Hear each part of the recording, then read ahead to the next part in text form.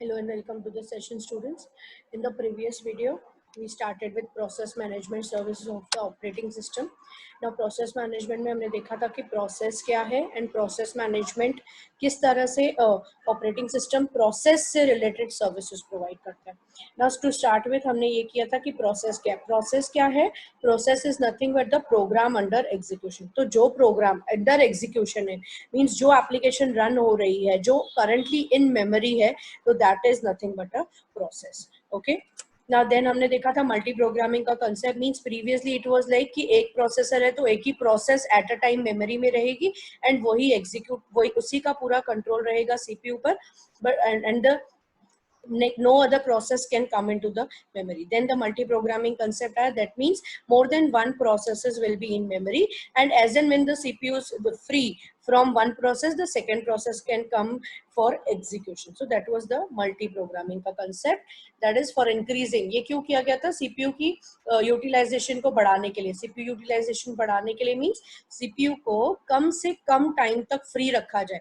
अगर एक प्रोसेस ही होगी और एक ही प्रोसेस इनपुट आउटपुट के लिए वेट कर रही है, क्योंकि देखिए स्टूडेंट्स, अगर कोई भी प्रोसेस अगर सिस्टम में है, अब कोई भी प्रोग्राम अंडर एग्जीक्यूशन है, दैट मीन्स कोई भी प्रोसेस को एग्जीक्यूट होना है तो उसको दो चीजें चाहिए, क्योंकि सिर्फ सीपीयू एक ही रिसोर्स नहीं है जिसको जो प्रोसेस को चाहिए. सीपीयू प्रोसेस को सीपीयू भी चाहिए, प्रोसेस को इनपुट आउटपुट से भी कुछ काम करना है. सो एट अ पॉइंट ऑफ जो भी प्रोसेस एग्जीक्यूट होती है तो प्रोसेस एग्जीक्यूशन के दौरान उसको सीपीयू भी चाहिए, इनपुट आउटपुट भी चाहिए, राइट. तो वो जब इनपुट आउटपुट के लिए वेट कर रही है, तब जब सीपीयू फ्री है, तो ऐसा नहीं होना चाहिए कि वो फ्री होता रहे और उसका आइडलनेस बढ़े, मींस वो आइडल रहे ज्यादा टाइम के लिए.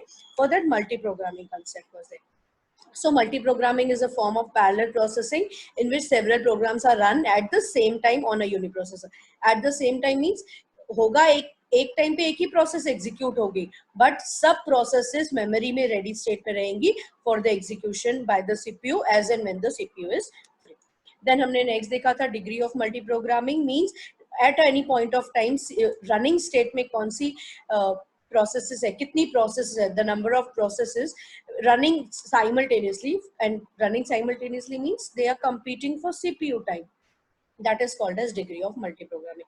Now जब multiple processes picture में है, multiple processes memory में है, उन सबको CPU का time चाहिए, but CPU at a time एक ही process को time दे सकता है, isn't it? If we are having a single CPU, single processor in our system, तो यहाँ पर concept आता है context switching का. Context switching means एक अगर चार processes बड़ी है ready state में, अगर CPU one process को एग्जीक्यूट कर रहा है, मीनवाइल अगर उस प्रोसेस को इनपुट आउटपुट की जरूरत है और वो इनपुट आउटपुट के लिए वेट कर रही है, तो CPU will not wait, CPU will switch to other process which is ready in ready state.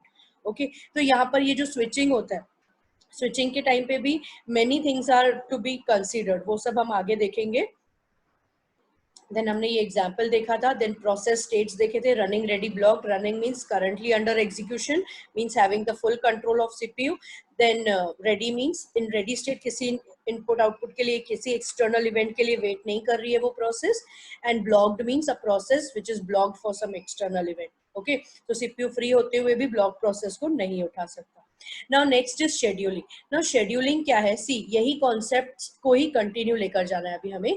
means if there are n number of processes in the memory which are competing for CPU time, तो यहाँ पर अगर एक process रुक गई है तो CPU को रुकना नहीं है, राइट. सीपीयू को रुकना नहीं है मतलब दूसरी प्रोसेस पे जाना है, तो दूसरी प्रोसेस को सीपीयू के एग्जीक्यूशन में आना है. So this is the process called scheduling.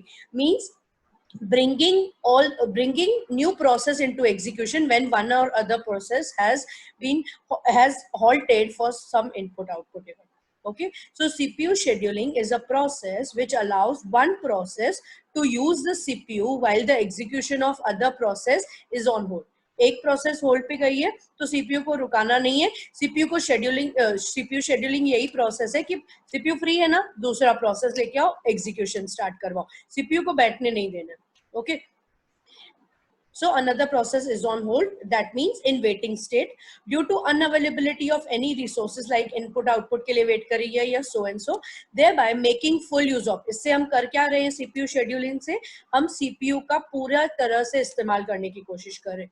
The aim of CPU scheduling, अब ये जो शेड्यूलिंग कर रहे हैं कि एक प्रोसेस रुकी हुई है, निकालो बाहर दूसरी प्रोसेस को लेकर, तो ये जो CPU शेड्यूलिंग हो रही है इसका मेन पर्पस क्या है, सिस्टम को ज्यादा से ज्यादा एफिशिएंट, फास्ट एंड फेयर बनाना. क्योंकि अगर CPU एक ही प्रोसेस के साथ बैठा रहेगा और एक ही प्रोसेस के ऊपर ध्यान देता रहेगा, वो प्रोसेस इनपुट आउटपुट के लिए वेट करे, इनपुट आ रहा नहीं है, तो मतलब CPU फ्री बैठा हुआ है, राइट. दूसरी प्रोसेसेस होंगे ही नहीं, तो दूसरी प्रोसेसेस हम साथ में एक ही साथ मल्टीपल काम कर ही नहीं पाएंगे, right? So while scheduling various processes, there are many objectives for OS to choose from. Some of these objectives are listed below. तो यहाँ पर ये सब objectives है जिन चीजों को operating system को ध्यान देना पड़ता है कि these all things should be taken into consideration while scheduling a process. Okay? Now, उसमें पहला जो ऑब्जेक्टिव है वो है फेयरनेस. फेयरनेस का मतलब क्या है, it refers to being fair to every user in terms of CPU time it gets. अब यहाँ पर यूजर लिखा है, आप प्रोसेस भी समझ सकते हो. यूजर या प्रोसेस अगर मल्टी यूजर सिस्टम है तो एक से ज्यादा यूजर्स हैं और एक से ज्यादा यूजर्स ही अपनी प्रोसेसेस करवा रहे हैं मेन सिस्टम से. तो मेन सिस्टम का काम क्या है, हर यूजर के साथ फेयर होना, मतलब हर एक यूजर को सीपीयू का टाइम फेयरली डिस्ट्रीब्यूट करना. Okay, next one is the throughput. Throughput means what the total productive work done by the CPU. अब यहाँ पर अगर CPU कॉन्टेक्स्ट स्विच बहुत ज्यादा करेगा, मतलब अगर फॉर एन एग्जांपल जब टाइम शेयरिंग सिस्टम्स होते हैं, time sharing system means CPU का टाइम हर प्रोसेस में इक्वली बांटा जाता है. तो अगर एक प्रोसेस को टाइम दिया, उसका टाइम खत्म हुआ, नेक्स्ट प्रोसेस पे जंप किया, उसका टाइम खत्म हुआ, नेक्स्ट प्रोसेस पे जंप किया, एंड वापस फर्स्ट वाला. And it this happens so fast कि आपको क्या लगेगा, पता ही नहीं चलेगा कि सीपीयू एट एक टाइम पे एक ही प्रोसेस एग्जीक्यूट कर रहा है. So what is the idea here कि अगर कॉन्टेक्स्ट स्विच बहुत ज्यादा होंगे तो सीपीयू थ्रूपुट कम हो जाएगा. तो इस बात का भी ध्यान देना है कि थ्रूपुट यानी total productive work done by the users, जो भी productive work operating system users का कर रहा है वो ज्यादा होना चाहिए. Okay, so throughput is that.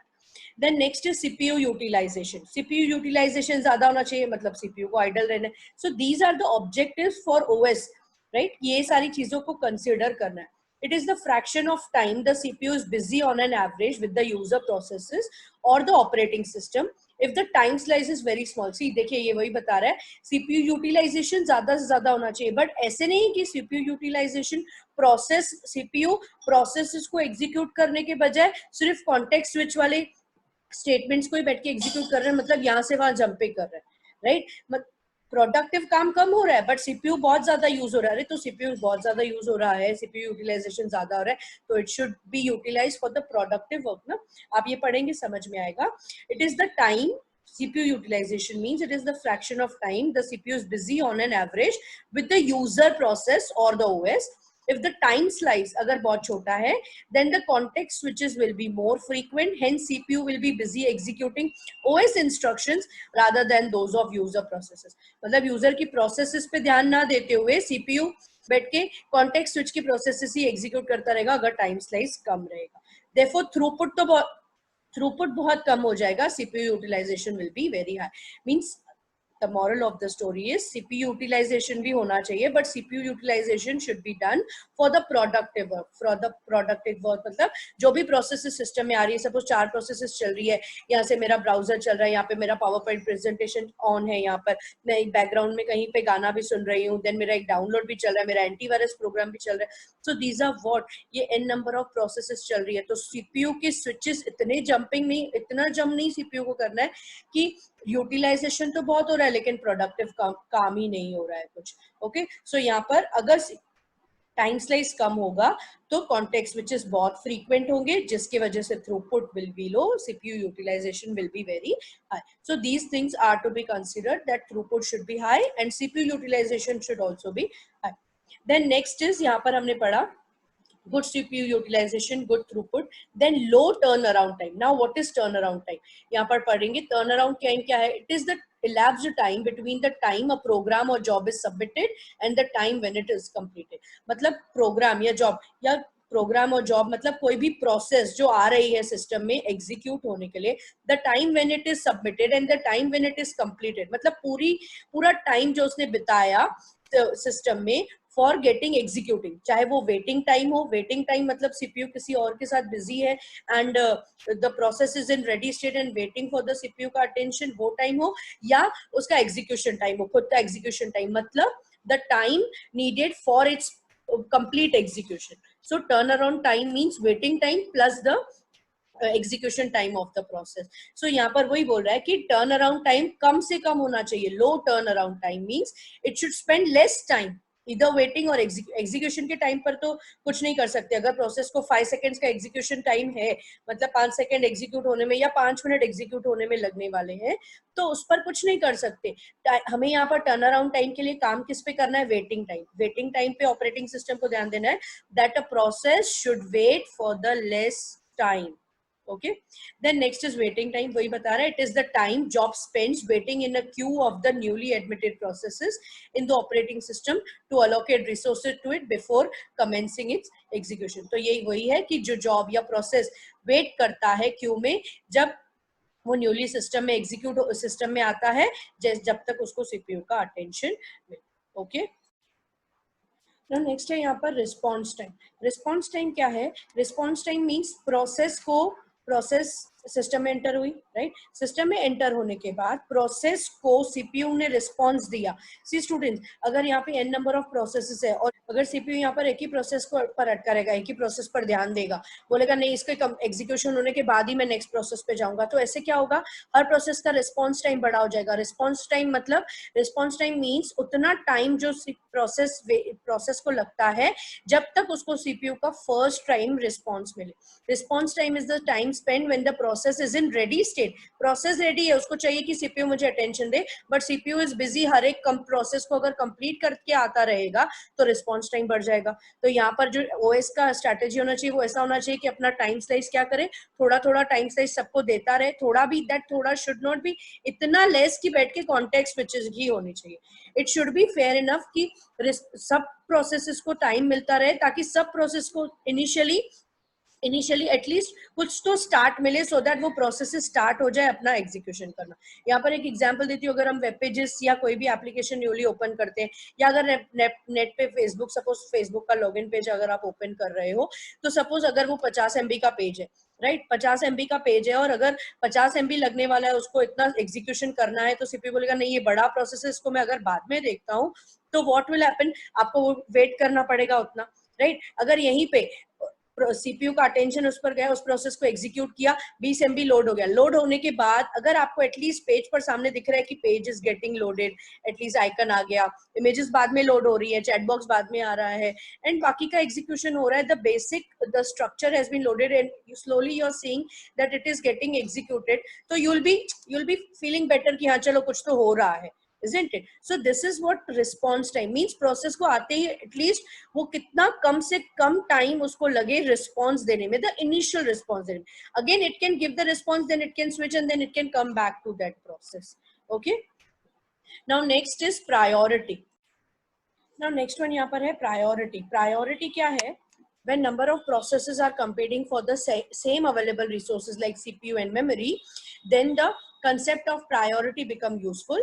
The priority can be external or internal. मतलब अगर बहुत सारी processes सिस्टम में है और बहुत सारी प्रोसेसेस मेमोरी में आ गए, तो प्रायोरिटी का कंसेप्ट बहुत इंपॉर्टेंट है कि कौन सी प्रोसेस को पहले अटेंशन दिया जाए, राइट? सो यहाँ पर तीन तरह की प्रायोरिटीज हैं: external priority, internal priority and purchase priority. External priority means the user specifies externally at the time of initiating the process. Process को इनिशिएट करते वक्त प्रोसेस की प्रायोरिटी को सेट करना. अब वो कैसे? Now see, this is the task manager of the system. यहाँ पर देखो आपकी कितनी बड़ी लिस्ट है. This is the list which is running. These are nothing but the processes. ये सब processes हैं जो background में run हो रही है. See, there is here you will find the option now. जिनको knowledge रहेगा किस तरह से process की priorities को set किया जाता है, so you have the option of setting the priority. Okay, so this is called as external priority when the user sets the priority for particular process. हमारे पास अब यहाँ पर मेरे पास से simply browser and power point चल रहा है, तो ऐसा नहीं है कि इस सिस्टम में सिर्फ ब्राउजर एंड पावर पॉइंट ही है जिसको सीपीयू का टाइम चाहिए, जो सीपीयू के टाइम के लिए compete कर रहे हैं. No, there are n number of OS processes also running है जिनको सीपीयू से एग्जीक्यूशन करवाना है, क्योंकि वो प्रायोरिटी वाले प्रोसेसेस है. They are at the higher priority. Suppose कोई ब्राइटनेस सेट करने के लिए या सिस्टम को मैनेज करने के लिए, ये सिस्टम रन हो रहा है, पावर पॉइंट तो सिस्टम के ऊपर चल रहा है, राइट ना. सिस्टम को मैनेज करने के लिए there are n number of processes which are running. So if a OS का या कोई भी ऐसा हाई प्रायोरिटी वाला प्रोसेस आता है, तब उसको एग्जीक्यूट किया जाता है पहले, and that depends upon the policy of the operating system की प्रीएम्प्टिव है या नॉन प्रीएम्प्टिव है. ओके, प्रीएम्प्टिव क्या है, नॉन प्रीएम्प्टिव क्या है, हम ये आगे देखेंगे. So the priority can be external, internal. The user specifies it externally at the time of initiating the process. If the user does not specify any external priority नहीं है अगर, तो एक ऑपरेटिंग सिस्टम उसको डिफॉल्ट प्रायोरिटी करके consider करेगा. मतलब जो भी उसका एल्गोरिदम है, जो भी इंटरनल वर्किंग के हिसाब से है, it will be executed that way. Most of the processes runs at the same default priority, but when an urgent job needs to be done, the system manager permit that process to be created. तो अगर कोई urgent काम करना है, suppose यहाँ पर clock चल रहा है, यहाँ पर आपको clock set करना है, brightness set करना है, या system के चीजें internet connectivity के लिए काम करना है, तो there are n number of processes running in the background. अगर कोई higher priority process है, system को on करके रखा है, ये भी तो सब processes ही run हो रही है, execution ही हो रहा है, तो ही ये सब चल रहा है, right? तो अगर ऐसी प्रोसेस को अर्जेंट बेसिस पे एग्जीक्यूट करवाना है, तो what is happening is the processor is switching between the processes. So internal priority, it depends upon the scheduling algorithm. External में हमने समझा कि externally user define करते हैं. Internal priority means scheduling algorithm पे depend करते हैं जो OS designers choose करते हैं. है हमारे पास यहाँ पर हम दो algorithm सब पढ़ने वाले हैं. Next है purchase priority. In this priority, higher priority process is charged. See, this is in time sharing system. मतलब अगर n number of users एक system के साथ connected हैं और उन users को अपने काम को execute करवाना है. एग्जीक्यूट करवाना है मतलब उनको मेन सीपीयू का, द सर्वर कंप्यूटर का जब क्लाइंट सर्वर आर्किटेक्चर है, तो उनको सर्वर सिस्टम का टाइम चाहिए अपनी प्रोसेस को एग्जीक्यूट करवाने के लिए, राइट. तो at that time her client अगर बोलेगा नहीं मेरा प्रोसेस ज्यादा प्रायोरिटी पे है, मुझे जल्दी फटाफट से काम अपना एग्जीक्यूट करवाना है, तो ऐसे नहीं होगा. सो परचेज प्रायोरिटी का भी कंसेप्ट है कि if you want your job to be done at priority, you will have to pay for that. So in this priority, higher priority process is charged at a higher rate to prevent each user from firing his job at the highest priority. In this, operating system has to keep track of the time used by each process and priority at which it was used to perform its accounting function. So operating system को हर जगह पे ध्यान क्या रखना है कि इसको कितना टाइम चाहिए, सीपीयू का कितना एग्जीक्यूशन का टाइम चाहिए, एंड इसकी प्रायोरिटी क्या है. अगर ये हायर प्रायोरिटी है तो पहले होनी चाहिए. अगर इसको कम टाइम चाहिए तो that all depends upon the algorithm also. अगर कम टाइम चाहिए तो अगर एल्गोरिदम यूज किया हुआ है जैसे शॉर्टेस्ट जॉब फर्स्ट एल्गोरिदम, तो यहाँ पर क्या होता है, अगर 10 प्रोसेसेस है और 4 प्रोसेसेस ऐसी हैं जिनको कम से कम टाइम लगने वाला है और 6 प्रोसेसेस लंबी है, मतलब they need more time, they have more execution time, means they need more CPU for the more amount of time.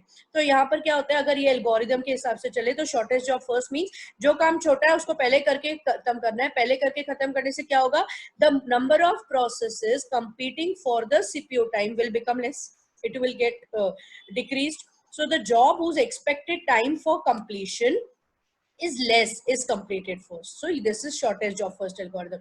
यहाँ पर इससे पहले एक और एल्गोरिदम हमने पढ़ा है, मैं आपको बताऊंगी, बुक में नहीं, आपके first come first serve algorithm. First come first serve algorithm means नाम ही बताता है, फर्स्ट कम फर्स्ट सर्व, जो पहले आया उसको पहले एग्जीक्यूट किया जाएगा, राइट.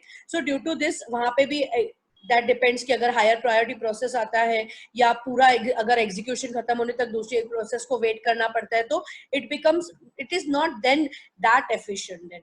So यहाँ पर the job whose expected time for completion is less is completed first. Due to this, the number of processes competing for CPU will decrease and number of satisfied users will increase. But if a number of small jobs are coming, it will cause jobs to suffer as they are postponed. It will cause large job. वही बोल रहा है, अगर छोटे jobs, अगर 4 processes complete करते करते तीन processes का 3 jobs और आ गए जिनका expected time previous is और कम है, जिनका एक्सपेक्टेड टाइम फॉर एग्जीक्यूशन और कम है, प्रीवियस जो 6 बचे हुए हैं, तो उन तीनों को वापस लेगा, उनको शेड्यूल करेगा, राइट. सो दैट मीन्स जो बड़े लार्ज प्रोसेस, लार्ज जॉब्स है, उनको इंडिफाइनाइट टाइम के लिए सफर करना पड़ेगा. सो ये ऐसे, इसीलिए कोई भी एक एल्गोरिदम पे डिजाइन नहीं होता है. There are multiple things, multiple factors to consider for the scheduling. Next is expected time, remaining time to complete. It is the variation of SJF algorithm. It is same as SJF at the beginning. मतलब shortest job first की तरह ही काम करेगा पहले, but जैसे जैसे काम आगे बढ़ता रहेगा, टाइम चेंज होगा और रेगुलर इंटरवल्स पर ऑपरेटिंग सिस्टम कैलकुलेट करेगा कि ये प्रोसेस को एग्जीक्यूट करने के लिए तो इतना टाइम चाहिए, ठीक है, उसको बदला नहीं जा सकता, बट उसकी प्रायोरिटी बदल जाएगी. It will be set to high priority than the other processes because उसने waiting time उसका बढ़ गया. Getting? So at regular intervals, operating system calculates the expected remaining time to complete for each process and uses this to determine the priority. It recalculates the priority at regular intervals. Generally, operating system calculates the resultant priorities. Process की resultant priority क्या है? On both interval and internal and external priority using some algorithm chosen by the designer of the operating system. So resultant priority कैसे calculate होती है कि internal priority क्या है? Internal priority means कितनी देर से वो wait कर रहा है या उसका expected time कितना है completion का, ये, या तो externally अगर उस job को fire किया हुआ है कि ये priority वाला job है. So resultant priority उस पे set होके आपका जो process है उसकी priority set होगी and accordingly it will be scheduled on the process. Next is scheduling philosophies. Now scheduling philosophies, there are two scheduling philosophies, non-preemptive and preemptive. Non-preemptive policy में क्या होगा, अगर एक प्रोसेस एग्जीक्यूट हो रही, राइट, और अगर दूसरी प्रोसेस, अब सपोज यहाँ पर टाइम का अगर ले ले एग्जाम्पल, अगर उस प्रोसेस को टाइम दिया हुआ है, उतने टाइम में अगर उस प्रोसेस ने जितना काम किया नहीं किया, बाहर निकाला जाता है, नेक्स्ट प्रोसेस को शेड्यूल किया जाता है. Okay, but that can not happen in non pre-emptive policy. Non pre-emptive policy means a running process retains the control of the CPU and all the allocated resources until it surrenders the control to the OS on its own. जब तक खुद नहीं छोड़ती तब तक उसको बाहर execution से निकाला नहीं जा सकता, even if the higher priority process is coming into picture. So even if higher priority process enters the system, running process can't be forced to give control. It is not suited for real time system. ये real time systems के लिए suitable नहीं, क्योंकि अगर higher priority process आ रहा है, उसको execute करना, immediate action में आना जरूरी है, लेकिन non preemptive policy अगर लगाई गई है, तो that means use की गई है, so that means this the process can't be forcefully